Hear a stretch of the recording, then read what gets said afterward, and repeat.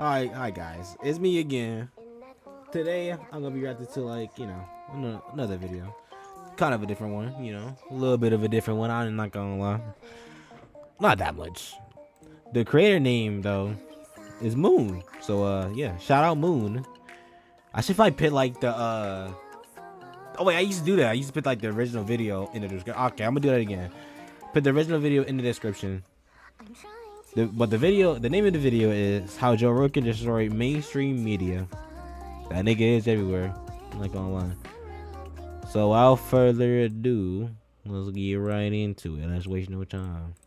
He's never claimed to be, nor has he ever tried to be. Joe Rogan's not a journalist. He's never claimed to be, nor has he ever tried to be. He seems to just be a man who likes talking to people and hearing their thoughts and topics that he doesn't know too much about. Right. He's curious, often skeptical, and values truth. Which is why he doesn't really take too kindly when people, especially news networks and journalists, start spreading lies. Yeah. It's something CNN has been doing to him over the last few years. And nothing's more satisfying than watching Joe Rogan expose these people for what they truly are. Like with Joe's feud with the quote-unquote most trusted name in news, Don Lemon. It all began during the pandemic, when Rogan revealed that he didn't see the point of getting a vaccine if you were young or healthy. You're like 21 years old, and you say to me, should I get vaccinated? I go, no.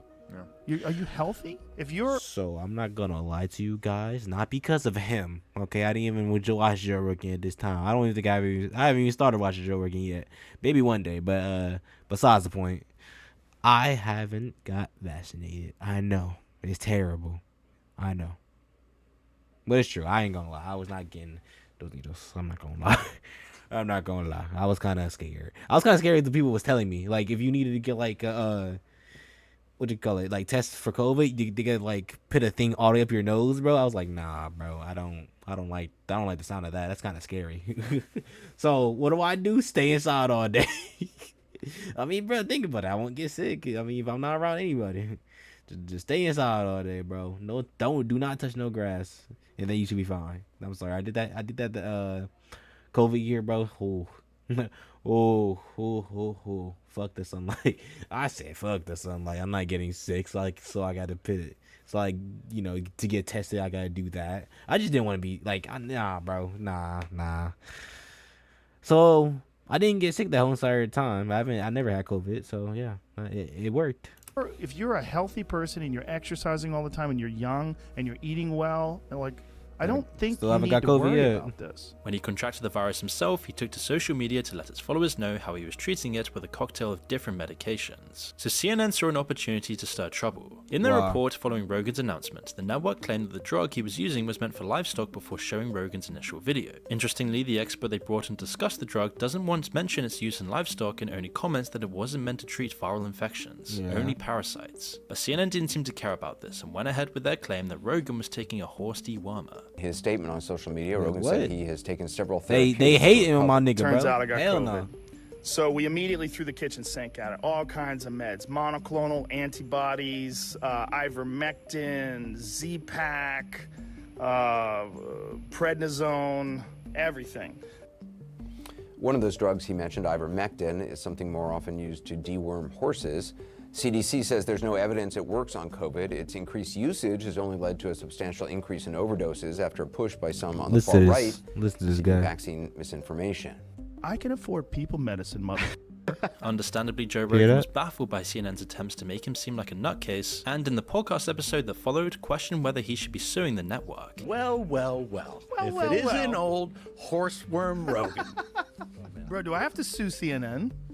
I don't know, do you? They're making shit up. They keep saying I'm taking horse dewormer. I literally got it from a doctor. But he seems to be a rational man and decided that rather than start a battle with his news network, he would instead invite his chief medical officer, Dr. Sanjay Gupta, to the Joe Rogan Experience. Dr. Gupta admitted that his colleagues had lied and claimed that he didn't know why they had done it. Does it bother you that the news network you work for out and out lied, just outright lied about me taking? He got the nigga, bro. He said, all right, bet, get one of your boys on. He got one of the boys on, and he said them himself that they're lying. He said it themselves. They're lying. Damn, that Joe Rogan, that nigga. Horse dewormer. They shouldn't have said that. Why did they do that? I don't know. You didn't ask? You didn't think that was you're the medical guy over there. I didn't ask. I should have asked before coming on your podcast. But they did it with such glee. And the issue seemed to be resolved, and it was dawning that CNN was losing the battle against Joe Rogan, making enemies with one of the most influential men online, and so they weren't going to back down this easily. So when Dr. Gupta appeared on Don Lemon's show shortly after Rogan's episode dropped, it was abundantly clear that the reporter really wasn't interested in anything that had really been said throughout the exchange between him and Rogan, and only wanted to ensure that Gupta renounced the idea that CNN had lied. But he did say something about ivermectin that I think wasn't actually correct about CNN and lying, okay? Ivermectin is a drug that is commonly used as a horse dewormer. So it is not a lie to say that the drug is used as a horse dewormer. Rather than discuss the points that Joe Rogan had brought up, Lemon defended the network by doubling down on the fact that because ivermectin was used as a horse dewormer, no one had technically lied, therefore no one could be proven wrong. Gupta confirmed Lemon's point, but when he tried to bring up the fact that Rogan was addressing claims that CNN had made about him specifically, you know, the crux of the issue and the primary reason he had been invited to talk on the podcast, Lemon started talking over him. I think that's important, and it is not approved for COVID. Correct? That's right. Now, I think what Joe's point is... It has been approved for humans. And why is he talking over him? Is he? Right? Yeah. It's almost comical watching the network try to assert that they're a highly credible source of information with years of articles to prove it, all while refusing to even acknowledge that they'd made a mistake, much less tell a very blatant lie. And Rogan was having none of it. During his next episode, he hammered CNN and dismissed their every attempt to maintaining credibility. He started by pointing out the idiocy and demonizing him, and the medications that he was taking. Rogan went on to poke holes in Lemon's logic. They're making shit up. They keep saying I'm taking horse dewormer. I literally got it from a doctor. It's an American company. It's they won the Nobel Prize in 2015 for use in human beings. Showing that the issue wasn't that they lied about the medication, but in the way they showed him trying to take this medication. They try to make it seem as if like I'm doing some wacky shit that's completely ineffective. And CNN was saying that I'm a distributor of misinformation. First of all, it's like you called your dealer.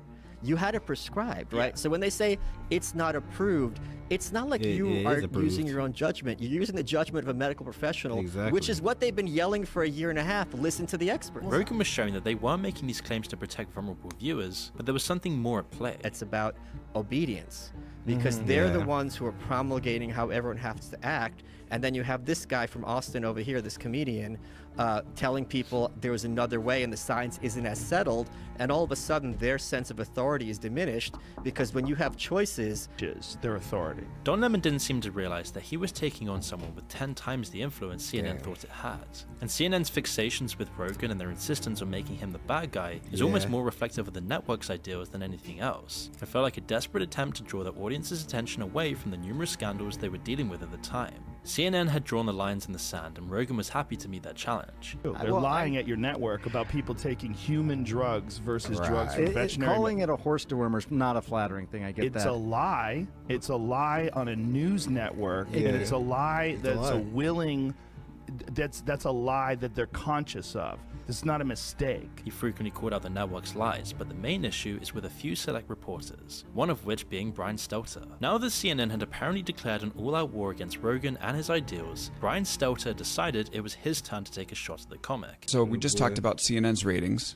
Under 450,000 viewers, and then the average Joe Rogan episode gets 11 million downloads, at least according to the latest. Oh, come on.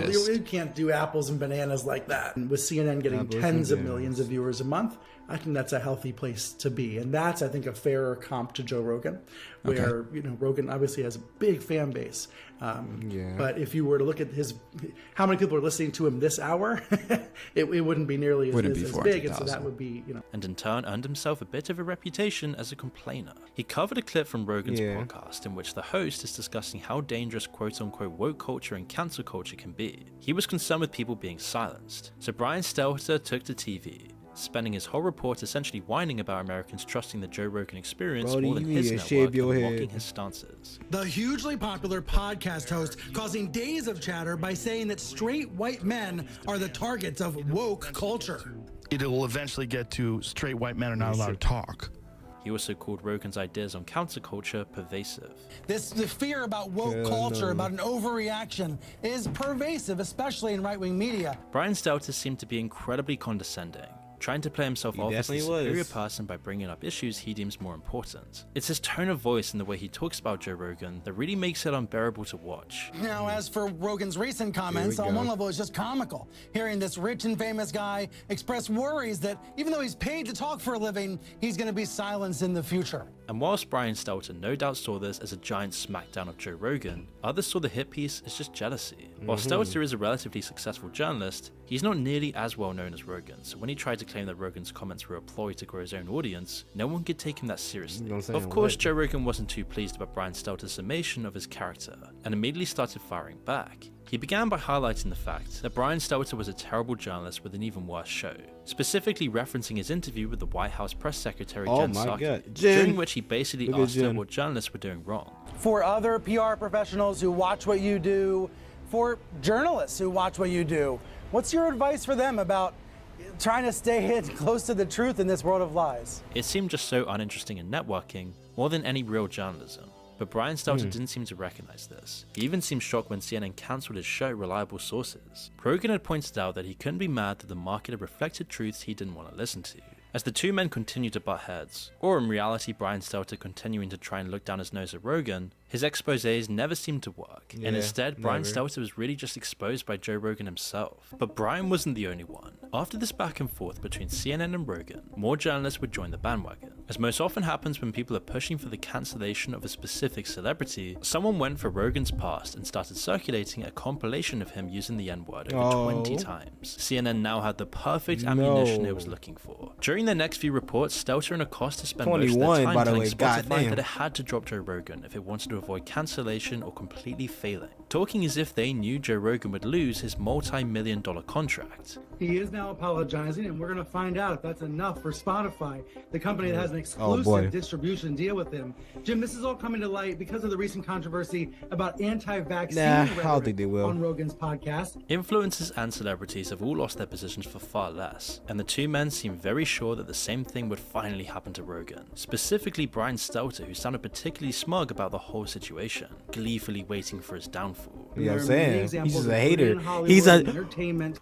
He's a Twitter user.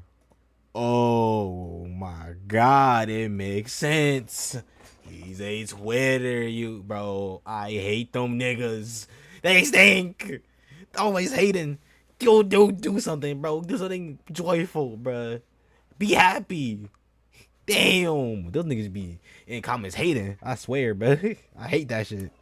Where people have lost their roles. That's only him, though. That's why I hate him. That may be why Spotify is being so quiet. And they seem to be fully aware of how damaging cancel culture can be, and even tried to inspire their audience to rally against Spotify and Rogan by asking anyone with minor influence about the situation. The only problem was they'd severely overestimated their power. These videos have surfaced of him using the N-word multiple times on his podcast. The reporters were so desperate to try and turn the world against Rogan that they were creating a cartoonish character of Joe that just didn't exist. As people had spent thousands of hours listening to his podcast, they could pretty easily see Joe Rogan's character from the screen. It was very clear to almost everyone that they were blatantly twisting the narrative of the situation to make it seem like Rogan was in a worse position than was true. According to CNN, Spotify had deleted several past episodes of the Joe Rogan Experience and was debating whether or not to let him go. Now, listeners have noticed that several dozen episodes have been taken down.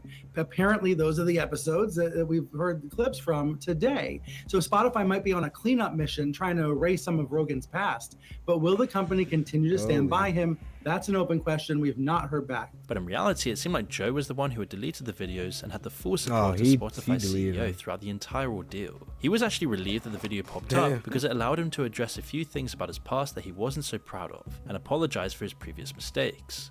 Now, I know that to most people, there's no context where a white person is ever allowed to say that word, never mind publicly on a podcast. And I agree with that now.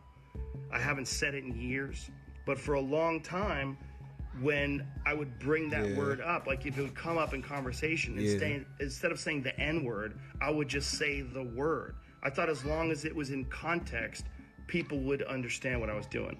Much to CNN's surprise, Spotify kept Rogan on its platform, and it seems like Joe and Spotify's partnership has been going great. CNN couldn't believe this and refused to accept his apology, continuing to try and frame him as a racist, as the journalists at CNN couldn't seem to wrap their heads around how Rogan had managed to survive a cancellation attempt, or why people would prefer to watch him than their professional journalism. Tim Acosta was particularly adamant about CNN's charge against Rogan, and almost became the figurehead for the attack. And you and I both know things, man. That compilation right there, which he has admitted to, is authentic. That would be enough to put anybody out of a job. I mean, to me, it seems untenable to have that kind of video surface, that kind of compilation surface, and keep one's job. When Spotify failed to drop Rogan as a partner, Acosta decided to try and guilt people into not listening to his podcast, saying it was just filled with quote-unquote locker room talk. Rogan didn't even have to respond to these claims for people to see that the source of Acosta's attacks was just a thinly veiled contempt for the podcaster's success, as his podcast is everything the network wishes it could be. It was this kind of rigidity and abject hate that eventually cost both Acosta's and Stelter's jobs at CNN, when the company tried to rebrand itself as a quote-unquote objective network. However, eventually after a couple of years, Stelter would get his job back. But just because these journalists got kicked out of CNN didn't mean they would stop hating on Rogan. They continued talking his podcast down, and even claimed the network is comparable to the Joe Rogan experience in terms of views. Joe Rogan no longer held any respect for either of these journalists, and just mocked them whenever their names popped up, going so far as to question their integrity after Stelter hosted a disinformation panel at the World Economic Forum in Davos in 2023, with Joe just this nigga is pitiful. Oh, bro, the Twitter user won't give up, huh? Calling him basically a prostitute. Jesus, look at that head, by the way. You got a few spikes up there, though. I'm not gonna lie. You got a few spikies.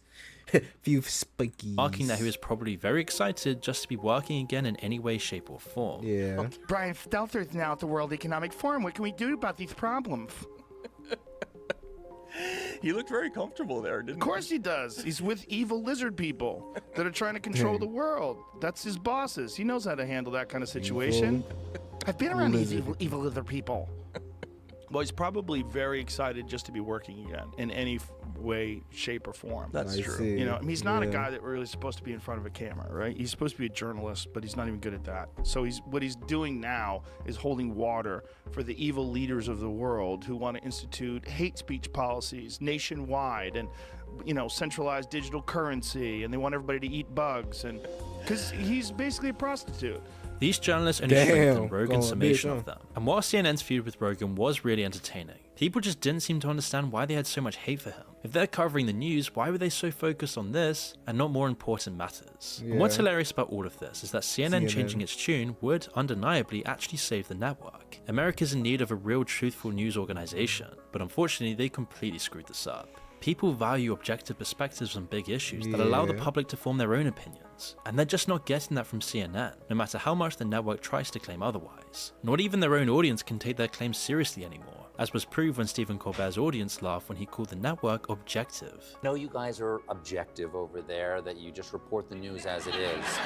Oh, I know, CNN makes I know. Was that supposed to be a laugh line? It wasn't supposed to be, but I guess it is. They've made a massive joke out of themselves through clear biases and various scandals. But still, rather than take accountability, they try. You know, I just realized, bro, they're back in that crowd, bro. They even know, bro. They clowning the niggas, bro. They laughing at them. They ain't laughing with you. They laughing at you, bro. I'm not gonna lie. Try to turn the attention to someone else, but unfortunately, they pick Rogan. And Joe Rogan doesn't pull any punches. And remarkably, CNN's not the only news network that decided to pick a losing battle. As I mentioned earlier, MSNBC tried to start their own war with Rogan, and soon discovered that they bit off a bit more than they could chew. In August, a TikTok from MSNBC began circulating the internet. The video was captioned, "Joe Rogan predicts Harris will win the presidency," and featured Rogan seemingly endorsing the vice president, praising her as a strong woman and deeming her everything a person could want for a president. She's gonna win. No, she's not. She can win. I feel like we are in this very bizarre time where people are giving in to the bullshit in a way that I never suspected people would before. And this is one, they just want no Trump, no matter what, and they're willing to gaslight themselves. They think that, and by the way, I think Hillary could win. If Hillary jumped back in. I've been saying that for months. If Hillary jumped back in. Maybe.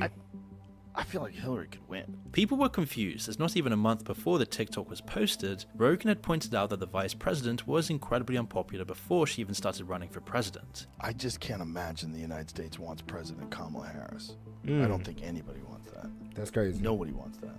I mean, maybe some people would prefer that over President Trump, but nobody wants that. His sudden change didn't make any sense. And it turns out, MSNBC actually faked the video. Someone had taken clips from Rogan's interview with Michael Malice in July and edited it up so it seemed like he was actually endorsing Harris. It was pretty That's fucking weird. What? ironic, given that during the episode, the two men had discussed the fact that many news outlets were gaslighting their audiences by portraying the vice president as America's hero and making it near impossible to find any bad press about her, when just a few months prior, they'd actually called her the worst vice president in history. Well, this is like master gaslighting and propaganda is what it is. So everybody forever was like, Kamala Harris is the worst vice president. She's the least popular vice president of all time. And then in a moment in time, all of a sudden she's our solution. She's our hero. Everybody's with her. All these social media posts about her. Try Googling a negative story on her. You won't find one. So, ta-da! Okay, the praise that Rogan was actually giving out was to former Congresswoman Tulsi Gabbard. The UFC commentator had praised her as a strong woman of color with years of military service under her belt and used these points to highlight the fact that the Democrat Party had rejected her as a presidential candidate because she was unwilling to roll over and play the same game Harris had for so many years. Joe Rogan also noted that Tulsi is rarely mentioned in political discussions involving Harris and theorized that this was probably because anytime the two women got into a debate, Tulsi made the then senator look like a fool. So in 2019, our pal Tulsi absolutely nuked her in that second debate. And if you looked at charts at the time, she's kind of, Officer Harris is like doing okay. First debate she comes out, Joe Biden, you're a racist. The Democrats were looking for an alternative to Bernie Sanders that wasn't Biden. She starts going up in the polls, right? Second debate comes out. Tulsi, being a good Hawaiian, knows how to roast the pig. Just completely slams her. Not only that, she has no counterpunch. She goes on Anderson Cooper and she's like, well, I'm a top tier candidate, so of course people are going to take shots at me. That's her answer. She immediately starts going down in the polls. It's that day. You can see it on the chart I have on my Twitter.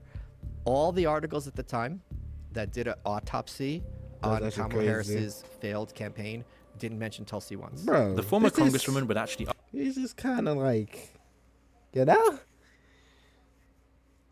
I'm gonna need a music break at this point. Hold on, bro. So you telling me they did her like that? Like, why did they do her like that, bro? Like, what? Like, bro, come on now. Like, it's not that deep.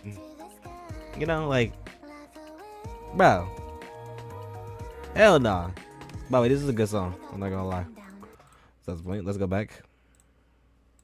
Ask Harris a question or accuse her of something terrible, like keeping prisoners in jail longer than their sentence for free labor. So the vice president crazy. seemed incapable of giving a straight answer. Instead, she would bring up something irrelevant and try to move past the accusations without ever addressing them. Now, Senator Harris says she's proud of her record as a prosecutor and that she'll be a prosecutor president, but I'm deeply concerned about this record. She put over 1,500 people Make her president instead, then. What? in jail for marijuana violations and then laughed about it when she was asked if she ever smoked marijuana. She kept people in prison beyond their sentences to use them as cheap labor for the state of California. I did the work of significantly reforming the criminal justice system of a state of 40 million people, which became a national model for the work that needs to be done. And I am proud of that work. And I am proud of making a decision to not just give fancy speeches or be in a legislative body and give speeches on the floor, but actually doing the work of being in the position to use the power that I had to reform a system that is badly in need of reform. Many of these accusations would have gotten anyone else cancelled, but Kamala Harris seems to have gotten a get-out-of-jail-free card. And then when Gabbard had heard what MSNBC had done, she ran to X to share her thoughts on the matter. She demanded that the outlet apologize for the post before accusing it of violating the laws of the Federal Elections Commission, or to spread lies and failing to report the propaganda as a contribution to Harris's campaign. Not sure if you guys caught this, but MSNBC was exposed today for yet another set of lies. They deceptively edited together this video of different Joe Rogan comments to make it appear that he was singing the praises of Kamala Harris. This is not reflective at all of the truth of what Joe Rogan said. And I think MSNBC has since taken this post down. But what's really serious here is that not only does Joe Rogan deserve an apology, there's actually something far bigger at stake here. This is yet another example of how MSNBC is working hand in glove with the Democrat elite and the Kamala Harris campaign to try to spread lies, simply things that are not true. Many were sure that Rogan would sue the outlets over the misinformation and started reporting that he wanted $30 million from MSNBC in damages. But the podcast host later revealed in an episode with Andrew Huberman that he never actually had any plans of suing. He was really just worried about casual viewers who would see the blatantly twisted clip and assume that it was his genuine opinion on the matter. This has gotten so popular that my stepdad contacted me to tell me he's happy that I'm suing MSNBC. I'm like, I'm not suing MSNBC. But this is what MSNBC did. They took a clip of me talking about Tulsi Gabbard, and they edited it up and made it look like I was saying great things about Kamala Harris. His whole incident further emphasized his opinion that media outlets only care about portraying news through a very specific narrative and not the truth. Like the recent Donald Trump assassination attempt, many news outlets that were biased made their feelings abundantly clear about the event. Rather than report the situation for what it was, many just claimed that loud popping noises had startled Trump off of the stage, and CNN even claimed that the Secret Service had actually rushed him off because he fell. After facing backlash, these outlets were no longer able to deny the fact that Trump had been shot. They eventually had to change their initial articles, but it was a blatant denial of the truth. However, those in support of Kamala couldn't allow the attempted assassination to continue circling the news, so they would do everything they could to bury it. Rogan was struck by how quickly such a significant event was swept under the rug and forgotten about, remarking how the attempt wasn't even the first result to show up on Google if you searched Donald Trump's name shortly after the incident. I would have thought that Trump getting shot would that's it, election's over. But it's like they memory hold that so quick. You would have thought Trump getting shot would have had 8 years of corporate journalists talking about hate speech causing violence to be like, let's take a step back.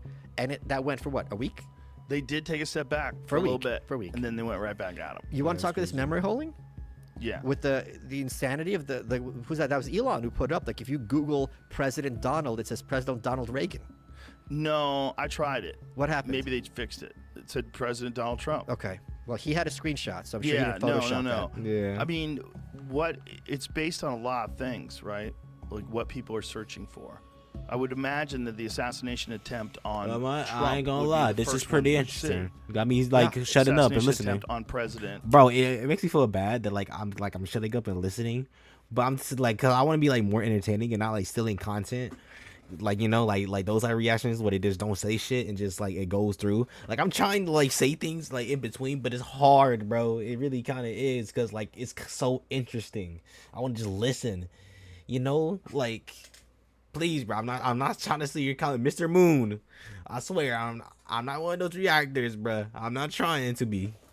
I just think. Work with me, man. Work with me. Right. It'd be Trump because that's the most recent. Yes. But it's not. And most newsworthy. It doesn't even matter who you support in the election. election. Look at Trump eyes. Fuck, bro. Look at that nigga, bro. He look so... Bro, you look tired, bro. Just go lay down, bro. You rich already, bro. Just... You rich and you already was the president. Just go back, bro. Bro, I would have chilled. I've been in my house like these. Hang on, I'll be in my house like these. Like this. Actually, like this. Yeah, exactly. I'll be in my house like this. Or maybe something even better. Something even more comfortable to wear. First of all, I have a better setup than this. I have my own room. If I had that nigga money, I'm not gonna lie. I have my own house. Yeah, I have my own house, bro. Come on, bro. My own mansion. Ooh, yeah, my own mansion. You say? Yeah. That would be raw, bro. I'm not gonna lie. But any sort of interference like this could be a risk towards democracy. And Rogan seems to have never really cared about people having different opinions. In fact, he's made an entire career out of talking to anyone and everyone. So many people who don't share his own views. But what he does care about is whether these opinions are based on truth, as he's been burnt by misleading headlines before. So his main concern throughout this whole instance was for casual viewers who didn't know much about Rogan and his opinions past headlines. He specifically brought up boomers who are set in their ways and often believe whatever's printed because they've grown up with the idea that the media never lies, and therefore haven't learned to differentiate between the truth and information that might have been manipulated, all to better suit the story of a journalist. They definitely do. Which is why Joe Rogan, like many of us, has very little respect for the media, who are more interested in earning clicks through misleading information than trying to figure out what's really right and wrong. At what point do you think the general public will come to understand that this is the way that a lot of Look things at that man, bro. This nigga looks scary. I'm not gonna lie.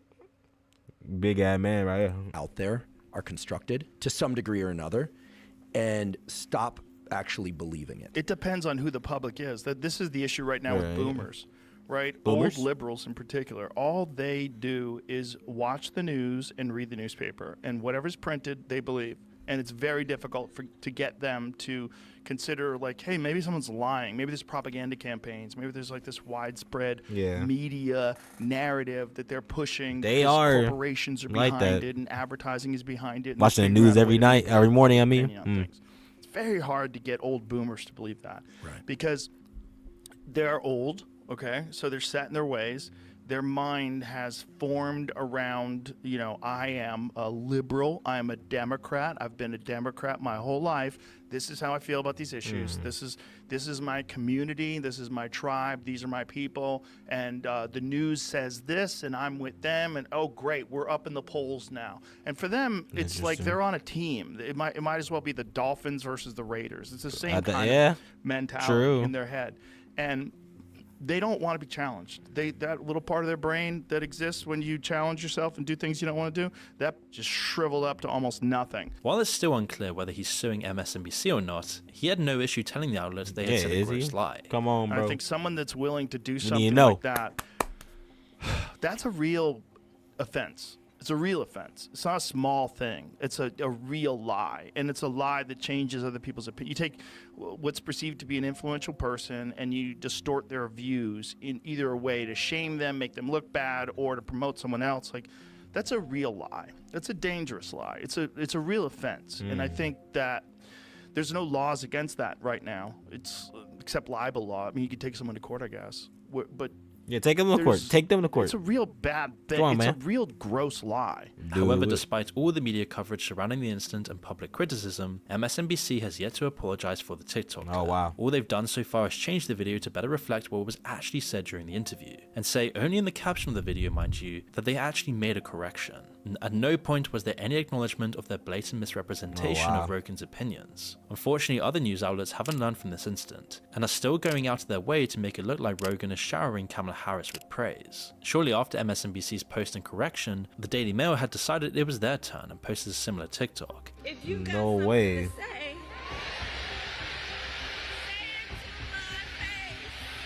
Damn. Did you think that alone my can get you God. the president. This is we're in idiocracy. Really? That alone, like that is. So we're lying Still, again. Still. You can't say that's not outstanding. Totally. She just crushed it. Their video claimed that the podcast host was gushing about the vice president's speech in Atlanta and declaring that she'd crushed it. It's like people have completely forgotten the concept of sarcasm. Hilariously, in the clip used, Rogan even mentions Idiocracy, a movie we've spoken about before on the channel. All of this really isn't a great look for America. Oh, was that it? Oh my God, that's it. Oh God. Well, guys, that's it apparently. That's okay. Where we finish? I ain't gonna lie, 27 minutes went right by. Right by. But yeah, that was oh my God. Wait. No. Okay. Wait, it's been 10 minutes. Oh hell yeah. Sorry, I was looking at what time the video was. The video was like 27 minutes, and this lasted until 37, which is really good. I'll fuck with that. I don't know how it did, but actually, wait, this is not okay. Well, I had to cut out some parts, so it probably won't be that. But yeah, hope you guys enjoyed. Without further ado, I'm gonna go probably play some games, and yeah, bye.